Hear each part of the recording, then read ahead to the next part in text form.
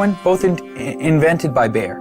I thought heroin came from opium seeds. And Just natural effect of opium, you keep making it more and more concentrated? No, you have to add certain chemicals to it and tweak it a certain way.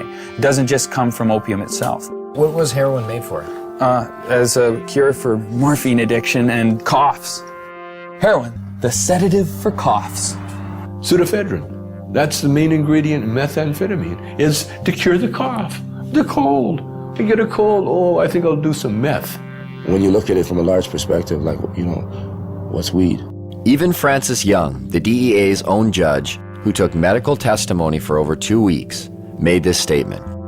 Marijuana, in its natural form, is one of the safest, therapeutically active substances known to man. Yet, despite this, and the ever-mounting number of real-world patient success stories, cannabis remains listed as a Schedule I narcotic. Under that category, marijuana is classified as having no known medical value.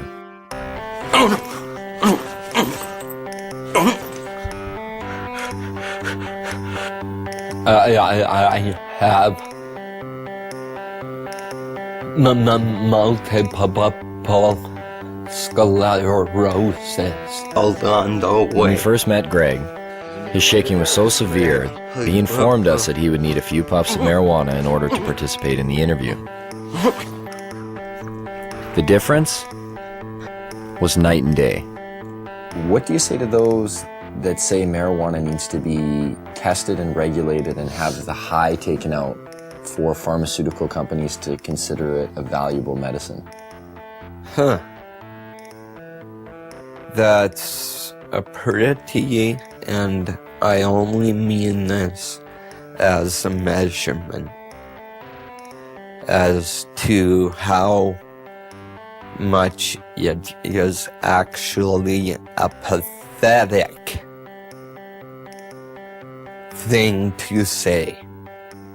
I mean, just look at me. Is it not blatantly obvious that I have just enjoyed however many tokes?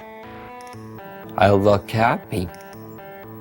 Greg has been using marijuana for years and stated to us that he's never experienced any negative effects. I'm never, I need my marijuana. That's stupid.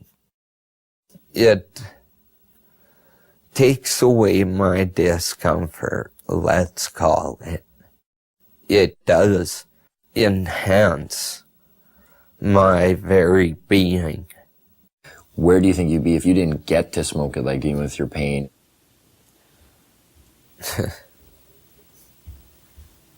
I would have found a way.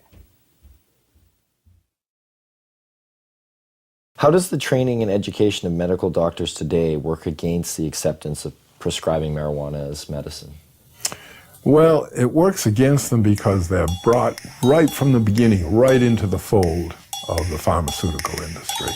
We're reading journals, they're reading these advertisements, or they're reading papers on drugs that were financed by the drug companies, or they're being seduced by the companies. Fancy dinners, a trip for a weekend. Would you like to have 18 rounds of golf? And some of them get outright money from the drug companies. I've met doctors who said when they first came out of medical school, they didn't know what to do. It was really overwhelming. They had live patients in front of them who needed help. They were very happy to have representatives tell them what medicines would be best for their patients. So doctors have a bias toward the products of pharmaceutical industries. They do not readily accept the idea that a simple plant or herb may be useful. I don't know if they think it's hocus pocus. I just think they don't feel that there's the kind of testing that they're used to. And that's the problem we have. What I try to impress upon these people is we're trying to put the science into it. And yet some people are very resistant to even attempts to do that. All of the funding is coming directly or indirectly from the drug companies. And these people, obviously, for obvious reasons, are determining the agendas. Now think of the lobbying potential behind the most profitable industry in the United States. Think of the power. And do they get their way? Why can't we explore its medicinal potential? Why can't we use it to make more products? To myself and people involved in this business, it stopped making sense a long time ago. The common response is really the medical marijuana is a stalking horse for legalizing it. And so what? What do they want? We should be making use of this plant. And really, that's all I can say. The restriction, the prohibition is all, in my mind, just stupidity. And I don't condone stupidity. And that's a problem. How do politicians, after years of promoting claims of marijuana's harms, pushing for larger drug war budgets, constructing political platforms based on a stance that vilifies marijuana, and being lobbied by big business, how do these same politicians now reverse their stance? What politician can come before their constituents today and say marijuana should be decriminalized when yesterday they said it was evil and dangerous? Their constituents are going to want to know why you changed your mind. Were you lying to us or were you stupid?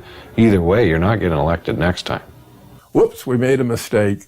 You 17 million people should not have been arrested. Some of you jailed, some of you fined, some of you lost the handle on your career. One way to bypass this problem in the face of ever-growing empirical evidence is to divert attention. Add a word: medicinal.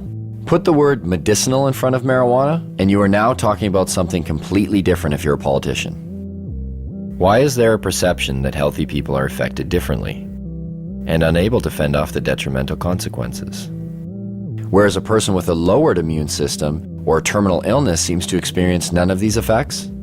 Some people go home at the end of the day and they drink to kind of wash away the day, you know, just like, that was a hard day, I need a few drinks, relax, kick back. So is that relieving pain? Maybe. Or is it pursuing pleasure? I don't know. So if you think about this in the context of cannabis, it also has relevance. The government's a lot more likely to forgive cannabis use if it's for relief from pain. If it's in pursuit of pleasure, that's a problem. And I think that points to something about our culture that's a little bit odd. What works for one doesn't necessarily work for another. The father-son confrontation. Mom smokes like a chimney. And you have a drink every day and smoke too. It's not the same. Why not? You can get cancer. Your liver can rot away. They believe today, and I'm disappointed in the media, that it hasn't brought this information, this new information to the people of this country more than it has. They believe that marijuana could well turn out to be the most dangerous drug that is in use in our country today. If you're a politician, you can get elected on a Get Tough on Crime platform. We're going to lock up all the marijuana cultivators for a long time because you're preying on the fears of the public. Spokesmen for giant special interest groups, whether those special interest groups be law enforcement or whether they're private prisons or whether they're pharmaceutical companies or whether they're oil companies. We have spokesmen for gigantic corporations that are trying to calm us and get us to press the right button in the voting booth. Everybody that gets in has their own agenda. They're beholden to their own lobbyists, so they don't go in and check the work of anybody before them. That's not their job, because God forbid somebody come in there and check what they do afterwards. I understand why politicians may be reluctant to act on their principles, but our politicians need to read their own polls, because this is one of those cases, and it happens a lot in life, where the people are ahead of their leaders. HempFest, the largest event for cannabis in the world, a showcase of modern-day hemp.